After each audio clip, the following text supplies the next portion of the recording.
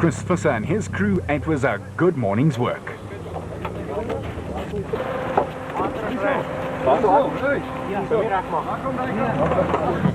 Chris, you've managed to make up a few places. Yeah, this morning when we started the first 100 kilometers was just dust again, and luckily we caught the guys. So one or two guys were slaughtered, so luckily we got in front. So it was clean roads from like 80 km from here. Jaap de Bruin in the Castrol Toyota also had a better third day at the office. Vandaag het dit beter gegaan as gister. Ons is 'n bietjie hier in die digte bos, het een van die specials is 'n bietjie opgehou, maar verder is dit doodreg. Baie voorspoedig sover. En die route nou huis toe?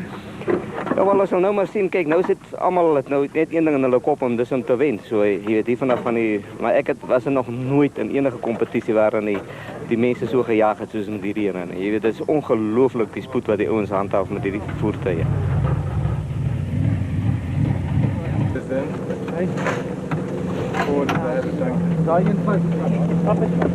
And that was the general feeling throughout the field. The pace was up, the bush dense, the heat was starting to play a role, and there was still a long, long way to go. And keep in mind that these men and their machines had already raced 800 Ks. For Ward Huxtable, they just needed to keep it on the road. We're going well. We've got a substantial lead over the opposition in Class E, so we're taking it easy. We don't want to take any chances. The car's going like a train, so we've got lots in reserve. If we need to put our foot down, we can, but at this stage it would be pointless to take any chances. And that, in a nutshell, was the philosophy of his driver, Manfred Schroeder. Stay tuned for the finish of the Toyota Desert 1000 race.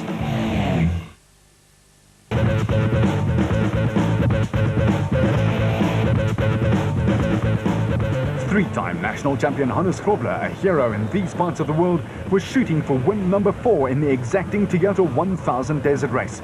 And with every turn of the wheel, he and navigator Francois Jordan were getting further ahead. The Nissan squad were also chasing an unprecedented 6th consecutive national championship.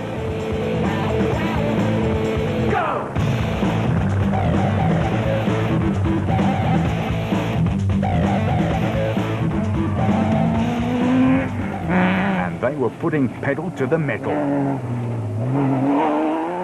For the Atlas Copco team of Berthold and Costain, the hammer finally came down 100 odd Ks from the line. They broke a nerve bar, and from there on it was all downhill. And that was that. Their bad luck continued.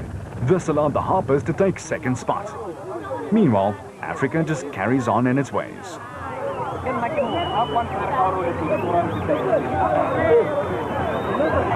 And so did a great drive from Nick Harper and his son Ryan.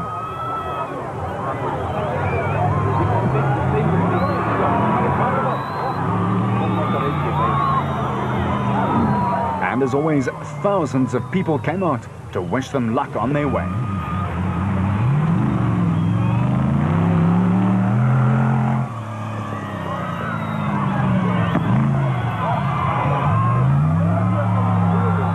The dramatic twist at the front moved Alfie Cox and his nav Henny ter Steege to third overall and second in Class A. Cox was flying along.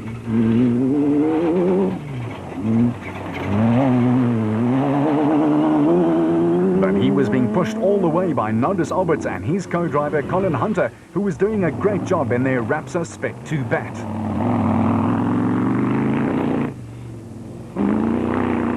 While the eye in the sky did its thing, Cox was doing his back down on Mother Earth. He was still hoping to win, so clocking a first, a production car win, a motorbike and a special vehicle win. But it would need a special effort. Also in Class A and chasing relentlessly was Alberts, who had an eye on the second spot in his category.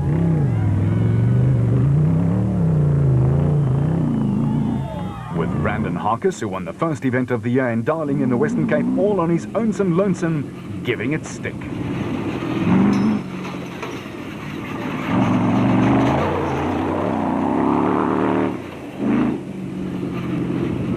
The Tyco Trucks team, Chris Visser and Jaapie Badenhorst, had made a big push and were up from 12th to 6th, a massive boost for their championship hopes.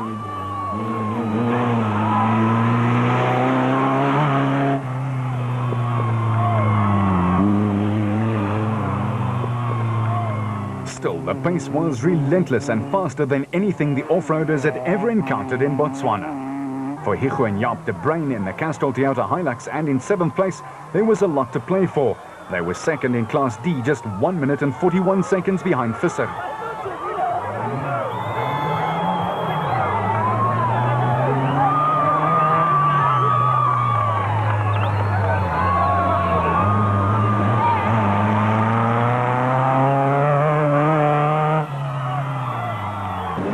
Mark Corbett and John Moore in their Century Properties Nissan Hardbody were third in Class D and were going about their job diligently.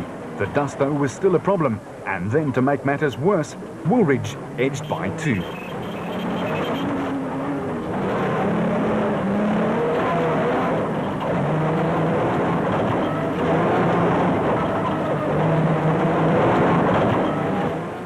In fact, the first day leaders were on their way to clocking the fastest time of the day from DSP to the finish, and they were in a mean mood after their prop shaft problems that had beset them.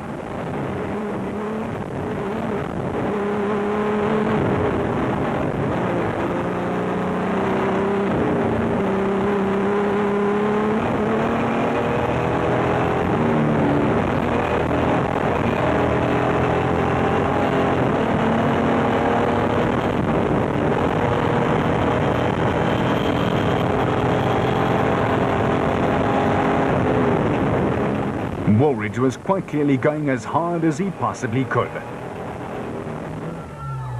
Corbett and Moore, who were 18th after the time trial, had picked up 9 places and was smooth, yet aggressive.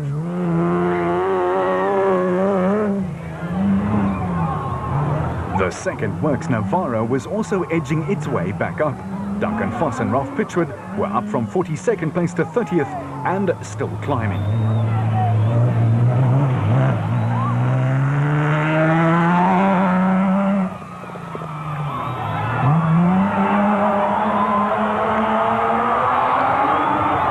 Reigning champions Nashua Mobile's Terence Marsh and Michael Whitehouse also had a dominant performance and were up from 15th overnight to 8th place.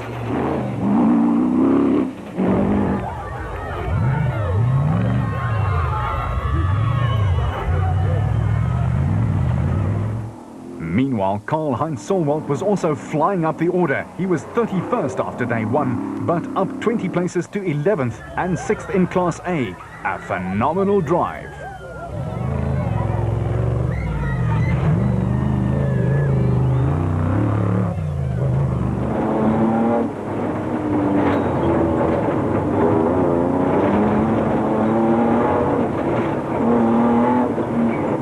The Weichharts were also flowing well, and their Bozel Toyota was finally into the top 10, despite the stutter in the thick Botswana bush.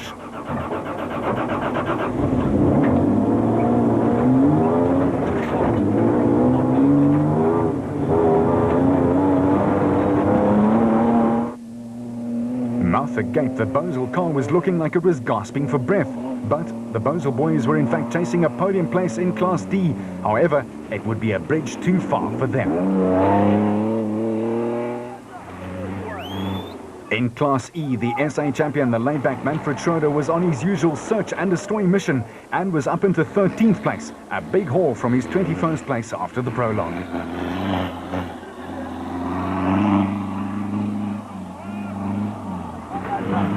As for the evergreen veteran Richard Schilling and his faithful navigator Chris Davies, they were leading Class S by almost half an hour and still sounding great.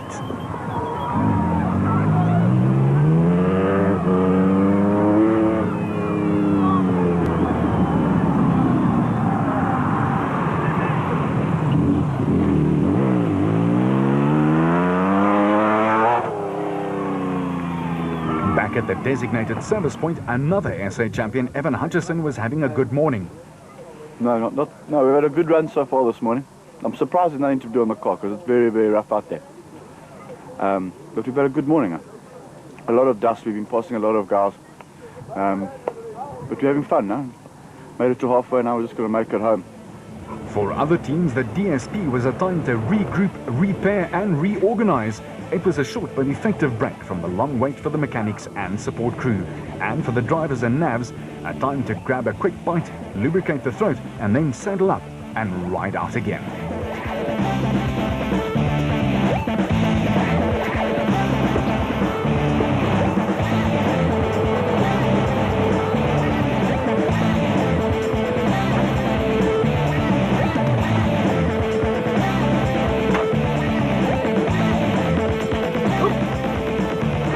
For Jannie Visser and Joks Leroux in a 1999 Castrol Toyota, there was still a lot to do. They had been 21st overnight and they were hell-bent on getting into the top 15. They were on the bubble and they were second in Class E.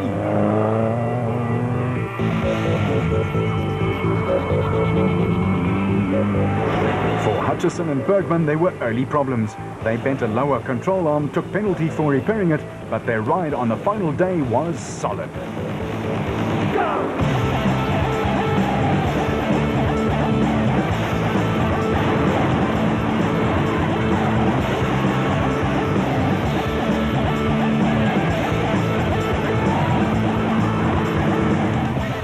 With no shortage of help from the local police force, the reigning SA champion Hutchison was on track for a finish, something that looked doubtful at one stage. In Class D, the Duplessis were holding station in 5th. They were 14th overall.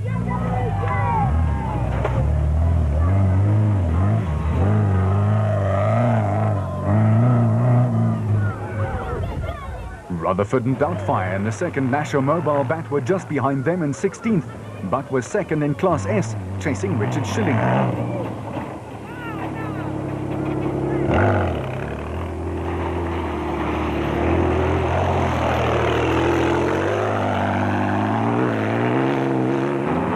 Gurney and Steinbach lost a bunch of places and were down in 17th, but they were still doing a great job and were second in the SP class.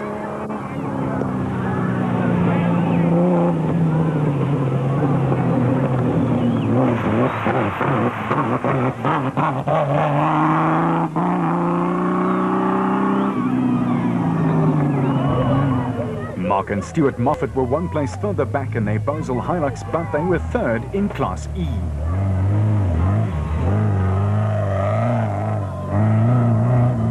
Whatever the case may have been, the old Desert 1000 adage was proving to be true yet again. The race is won or lost in the last 200 kilometers, and the way home was littered with places that could stop you in your tracks.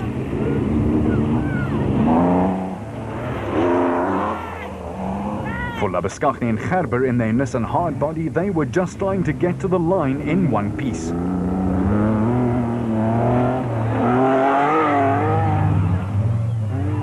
With Tafani and Barron putting together their best showing in class, and overall, they were 20th and 4th in Class E. As for Bevan Berthold and Robin Houghton, they'd recovered superbly after being way off the pace in the prologue. They were 21st and 3rd in class.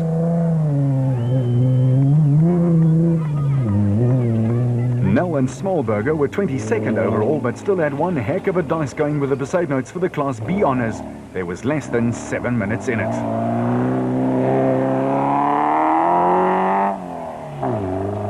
And the driver and the navigator in the Adenco Bat never gave up hope.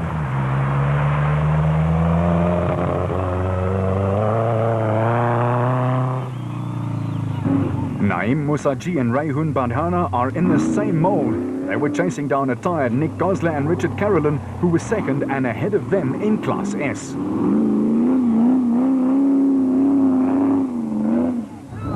The Barton Tyres Nissan of Rundle was proving to be a workhorse, if not as fast as the rest.